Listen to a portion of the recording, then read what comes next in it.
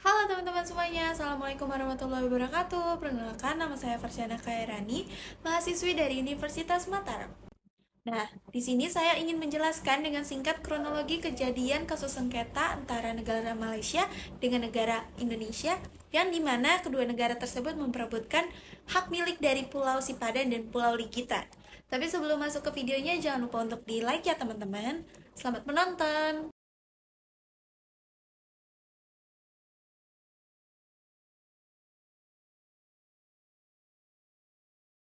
Waktu masa pemerintah yang dipegang oleh Presiden Megawati Soekarno Putri, Indonesia kalah dengan sengketa wilayah dengan Malaysia, sengketa perebutan dua pulau terluar di timur Kalimantan yaitu Pulau Legitan dan Pulau Sipadan yang harus direlakan menjadi milik Malaysia.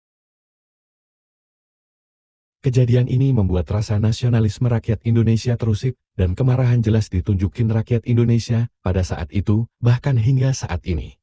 Lalu muncul narasi-narasi masalah tentang Pulau Sipadan dan Legitan, tapi tidak semua narasi itu mengarahkan ke masalah ini, justru memberi pelajaran bagi kita semua untuk ke depannya, agar tidak terulang kembali. Pulau Sipadan dan Pulau Legitan adalah pulau yang menjadi objek sengketa antara Indonesia dan Malaysia terutama tahun 1969. Kedua negara sama-sama mengakui dan mengklaim pulau tersebut sebagai wilayahnya, namun tidak berhasil mencapai kesepakatan. Kemudian pulau tersebut diberi status quo, atau disebut juga dengan terra nullius.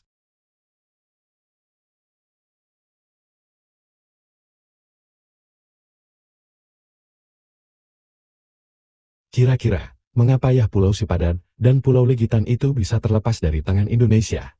Sejarahnya pulau ini merupakan wilayah kesatuan Republik Indonesia dan menjadi sengketa wilayah antara negara Indonesia dengan negara Malaysia. Indonesia ataupun Malaysia sama-sama mengacu ke perbatasan yang sudah disepakati sejak zaman penjajahan Belanda dan Inggris. Kemudian Indonesia dan Malaysia mencoba melakukan perundingan untuk menyelesaikan sengketa ini, namun tidak juga mencapai mufakat. Lahirnya Indonesia dan Malaysia pada tahun 1996 sepakat menggunakan pihak ketiga yang kemudian pada tanggal 31 Mei tahun 1997 menyepakati Special Agreement untuk menyelesaikan sengketa ini melalui proses adjudikasi ke Mahkamah Internasional. Pada 2 November tahun 1998 Special Agreement tersebut resmi dibawa ke Mahkamah Internasional untuk dilakukan penyelidikan lebih lanjut.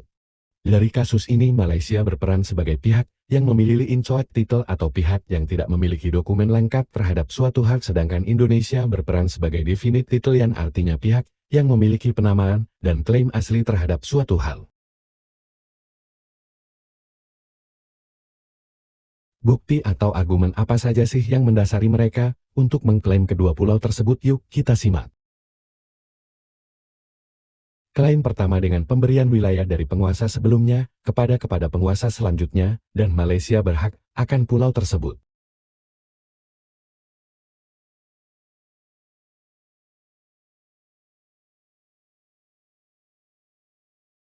Klaim kedua sedangkan Belanda dan kemudian Indonesia telah sejak lama menelantarkan pulau tersebut, hingga dapat disebut kadaluarsa selanjutnya tahun 1915 yang dianggap lebih menegaskan kepemilikan Malaysia akan kedua pulau tersebut di mana perjanjian tahun 1981 antara Britania Raya dan Belanda hanya mengatur batas daratan Pulau Kalimantan dengan Sabah bukan kepulauan lepas yang ada di Kalimantan, serta terdapat bukti geografis yang mendukung bergabungnya kedua pulau tersebut kepada Malaysia.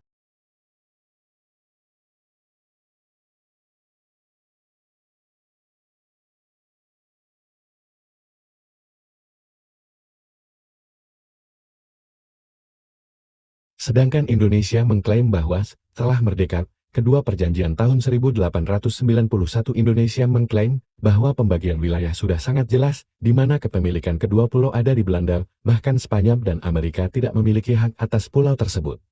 Yang ketiga karena pulau tersebut milik Belanda serta adanya efektif occupation yang dilakukan Indonesia berupa patroli laut dari zaman Belanda tahun 1921 dan setelah Indonesia merdeka serta ada aktivitas nelayan Indonesia di sana.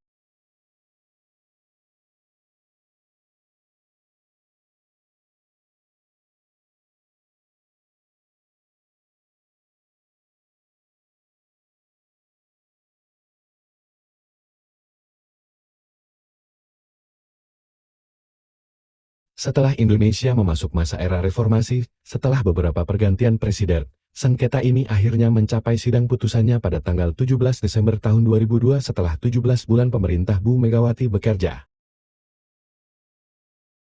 Persidangan. Dari total 17 hakim, yang terdiri dari 15 hakim tetap, 1 hakim pilihan Malaysia, dan 1 hakim pilihan Indonesia memutuskan bahwa Pulau Sipadan dan Pulau Ligitan adalah milik kedaulatan Malaysia dengan hasil voting yang cukup jauh yaitu 16-1.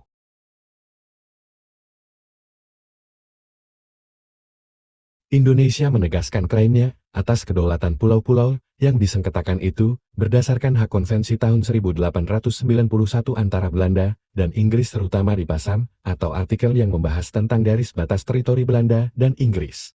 Setelah dikaji pengadilan memutuskan kalau konvensi itu tidak bisa ditafsirkan untuk menentukan kedaulatan pulau-pulau yang berada di timur Pulau Sebatik karena konvensi tahun 1891 ataupun perubahannya di tahun 1893 garis batas itu tidak berlaku untuk Pulau Ligitan dan Sipadan. Setelah itu, Mahkamah Internasional beralih ke pertimbangan yang kedua yaitu Chain of Title.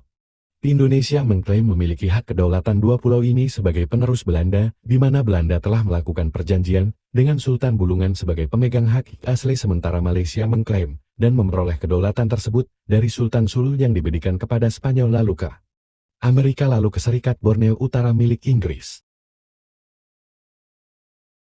Kemudian terakhir Malaysia, tapi setelah dilakukan pertimbangan pengadilan memutuskan bahwa Indonesia dan Malaysia tidak memiliki hak untuk kedua pulau ini, berdasarkan perjanjian tadi akhirnya Mahkamah Internasional pun melakukan pertimbangan terakhir, yaitu pertimbangan efektivitas, memutuskan kedaulatan berdasarkan aktivitas yang nyata, yang bisa membuktikan kedua negara tersebut mengontrol dua pulau ini secara berkelanjutan.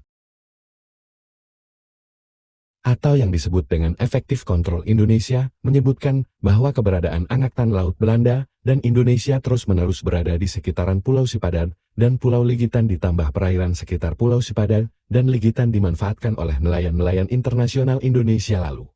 Terhadap dalil ini, Mahkamah Internasional menyampaikan fakta-fakta yang ditujukan Indonesia tidak bisa disimpulkan bahwa kedua pulau itu adalah kedaulatan Indonesia dan kegiatan masyarakat adalah kegiatan orang pribadi yang tidak berada di bawah kewenangan pemerintahan Indonesia, sehingga aktivitas yang dilakukan oleh masyarakat itu bisa dianggap sebagai bentuk efektif kontrol lalu, bagaimana dengan Malaysia?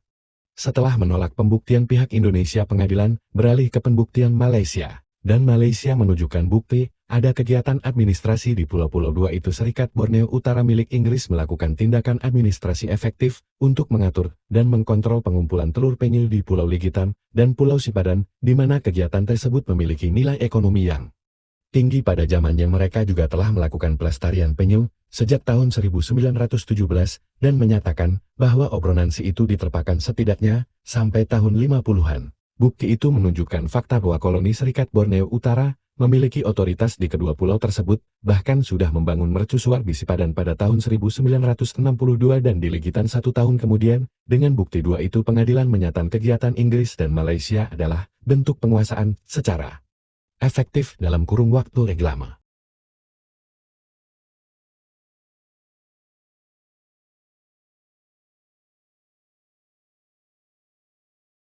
Nah, teman-teman semuanya, mungkin cukup sekian video singkat dari saya mengenai Pulau Sipadan dan Pulau Ligitan. Kurang lebihnya mohon maaf. Wassalamualaikum warahmatullahi wabarakatuh. Sampai jumpa teman-teman.